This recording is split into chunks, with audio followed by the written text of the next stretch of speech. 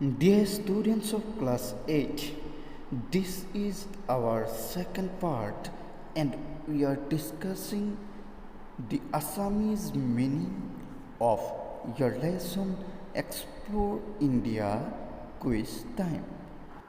I think you can read the first part and now listen the second part carefully. Quiz Master, good morning everybody present here. Yet উপস্থিত থকা সকলোকে সুপ্ৰভাত and good luck to all the contesting teams. সকলো প্ৰতিযোগী দলকেই শুভেচ্ছা জনালোঁ. Before I begin, মই আৰম্ভ কৰাৰ আগতে I request the scorer to tell you the rules of the quiz competition, please. এই কুইজ প্ৰতিযোগিতাখনিৰ নীতি নিয়মসমূহ তোমালোকক ক'বৰ বাবে অনুৰোধ জনাইছোঁ. স্ক'ৰাৰ, থেংক ইউ ছাৰ, ধন্যবাদ মহাশয়. There will be 5 rounds in total. মুঠতে আমাৰ 3টা ৰাউণ্ড থাকিব. In each round, প্ৰত্যেকটো ৰাউণ্ডত each team, প্ৰত্যেকটো দলে will get at least one direct question. অতি কমেও এটা পোনপটীয়া বা প্ৰত্যক্ষ প্ৰশ্ন পাব. For every correct answer, প্ৰত্যেকটো শুদ্ধ উত্তৰৰ বাবে you will get, তোমালোকে পাবা 10 marks, 10 number. And for a passed over question, আৰু বাগৰি যোৱা প্ৰশ্নৰ বাবে 5 marks will be awarded, 5 number প্ৰদান কৰা হ'ব.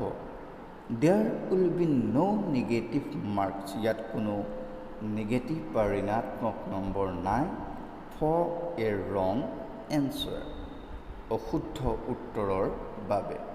Each team, প্ৰত্যেকটো দলেই will get only 10 seconds, মাত্ৰ 10 ছেকেণ্ড সময় পাব to answer a question, এটা প্ৰশ্নৰ উত্তৰ দিবৰ বাবে. The team which, যিটো দলে scores the highest marks, আটাইতকৈ বেছি নম্বৰ পাব, will be the winner, তেওঁলোক বিজেতা বুলি ঘোষণা কৰা হ'ব. The winning team, জয় হোৱা দলটোৱে will represent, প্ৰতিনিধিত্ব কৰিব লাগিব the state in the national level quiz competition, ৰাষ্ট্ৰীয় পৰ্যায়ৰ কুইজ প্ৰতিযোগিতাত আমাৰ ৰাজ্যৰ পৰা প্ৰতিনিধিত্ব কৰিব. That's all, এয়াই সকলো. থেংক ইউ, ধন্যবাদ quiz master. Thank you Aparna, ধন্যবাদ Aparna. Teams, are you ready? দলসমূহ তোমালোক সাজু হৈছানে? টিমছ, য়েছ ছাৰ, হয় sir.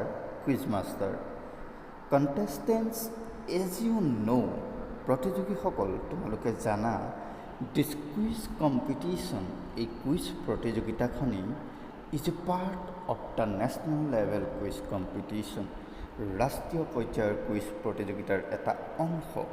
So' our questions will be based on, আমাৰ প্ৰশ্নসমূহ নিৰ্ভৰ কৰিব on our knowledge of our country India, আমাৰ ভাৰতবৰ্ষ দেশখনৰ জ্ঞানৰ ওপৰত নিৰ্ভৰ কৰিব. The first round is, প্ৰথমটো ৰাউণ্ড based on, নিৰ্ভৰ কৰিছে the subject, এইটো বিষয়ত, familiar to you all, তোমালোক সকলোৰে পৰিচিত, Assam and the northeast region of India, Assam আৰু ভাৰতবৰ্ষৰ উত্তৰ পূৰ্বাঞ্চল. Let's begin with an easy question, এটা সহজ প্ৰশ্নৰে আৰম্ভ কৰোঁ. I will ask you a question and give you 4 possible option. মই এটা প্ৰশ্ন সুধিম আৰু তাৰ সম্ভাৱনা থকা 4টা বিকল্প দিম. You will have to select, তোমালোকে নিৰ্বাচন কৰিব লাগিব দ্য কাৰেক্ট এনচাৰ, শুদ্ধ উত্তৰটো. Here goes the first question. এতিয়া প্ৰথমটো প্ৰশ্ন হৈছে, এই প্ৰশ্নটোৰ দিছোঁ টু টিম এ। এই দলক সোধা হৈছে The ancient name of Assam was Kamrup. অসমৰ পুৰণি নাম আছিল Kamrup. It was also known by another name. এইটোক আৰু অন্য এটা নামেৰে জনা গৈছিল। What is it? এইটো কি? Option A Kamatapur, option B Sonitpur, option C Pragjyotishpur and option D Rangpur. Team A Pragjyotishpur sir. Quiz master absolutely correct. শুদ্ধ হৈছে সম্পূৰ্ণ। গুড ষ্টাৰ্ট, শুভ আৰম্ভণি। You will get 10 points. তোমালোকে 10 নম্বৰ পাইছা বা পাবা। টিম বি, নাও ইয়ৰ কুৱেশ্যন। এতিয়া তোমালোকৰ প্ৰশ্ন। Sukaphaa was the first king to establish the Ahom kingdom in Assam. অসমত আহোম ৰাজ্যৰ প্ৰতিষ্ঠাতা প্ৰথমজন স্বৰ্গদেউ হৈছে চুকাফা। ইন হুইচ ইয়েৰ, কোনটো বছৰত ডিড দ্য আহোমসকলে কাম টু দিছ ৰিজন, এই অঞ্চললৈ আহিছিল, অৱ দ্য কাণ্ট্ৰি, দেশখনৰ, অৰ্থাৎ দেশখনৰ এই অঞ্চলটোলৈ আহোমসকলে কোন বছৰত আহিছিল? Option A 1600 AD, option B 1282 AD, option C 1826 AD and option D 1228 AD. Team B, sir, it is 1228 AD. Team B, sir, it is 1228 AD. অৰ্থাৎ এইটো 1228 AD হ'ব। কুইজ মাষ্টাৰ quite right, সম্পূৰ্ণ শুদ্ধ। You will also get 10 marks. তোমালোকেও 10 number পাবা। The next question is 14C. Which country does not share a border with Assam? কোনখন দেশে অসমৰ লগত নিজৰ বাউণ্ডেৰী বা সীমা শ্বেয়াৰ নকৰে বা অসমৰ লগত সীমা নাই? Option A Bhutan, option B Myanmar, option C Bangladesh and option D all of this. Team C, we think Myanmar sir. আমি ভাবোঁ Myanmar sir. Quiz master are you not sure? তোমালোক নিশ্চিত নহয়? Yes, you are correct. তোমালোকৰ শুদ্ধ হৈছে। চ' 10 points to you, তোমালোকলৈ 10 number. নাও ইয়ৰ কুৱেশ্যন। এতিয়া তোমালোকৰ প্ৰশ্ন। Team D, Assam chemo under British rule in 1826। Assam ব্ৰিটিছৰ অধীনলৈ আহিছিল, শাসনলৈ আহিছিলে 1826 চনত। কেন ইউ টেল, তোমালোকে ক'ব পাৰিবানে? আছ আমাক from whom the British government took over the administration of Assam. অসমৰ কাৰ পৰা ব্ৰিটিছ চৰকাৰে এই প্ৰশাসনটো হাতত লৈছিলে? Option E the Mughals, option B the Bengalis, option C the Burmese and option D none of these.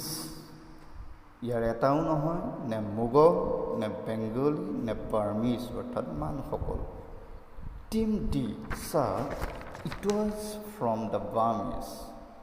সেইটো বাৰ্মা সকলৰ পৰাই লৈছিল কুইজ মাষ্টাৰ কাৰেক্ট এনচাৰ শুদ্ধ উত্তৰ 10 points to you তোমালোকলৈ 10 number team D all the 4 teams চাৰিওটা দলেই have started well ভালদৰে আৰম্ভণি ঘটাইছে now your turn টিম ই অৰ্থাৎ এবাৰ টিম ই প্ৰশ্ন this question for you এই প্ৰশ্নটো তোমালোকৰ বাবে where is the তলাতল ঘৰ built by the Ahom kings located Ahom স্বৰ্গদেৱে সজোৱা তলাতল ঘৰটো ক'ত অৱস্থিত option A Gargaon option B Charaideo option C Rangpur and option D Jorhat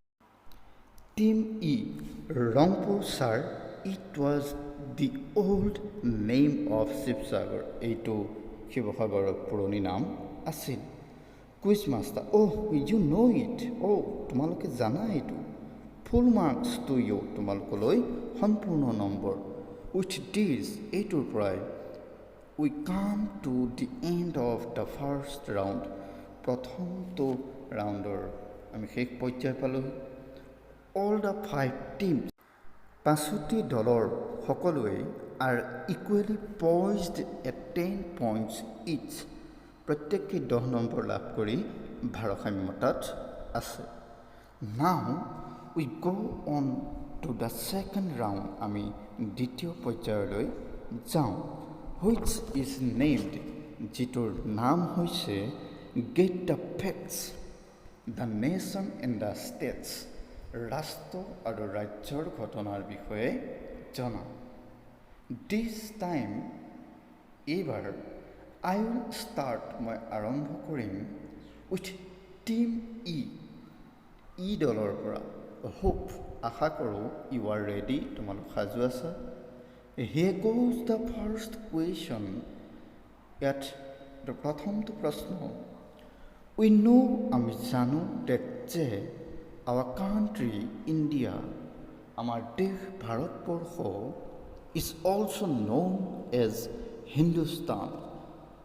Hindustan বুলিও জানো what is the other name for India এই ভাৰতৰ অন্য নাম কি টিম ই পাষ্ট অৰ্থাৎ তেওঁলোকে প্ৰশ্নটো বাগৰাই দিছে কুইজ মাষ্টাৰ টিম ডি লৈ প্ৰশ্নটো বাগৰি গৈছে টিম ডিয়ে কৈছে ভাৰত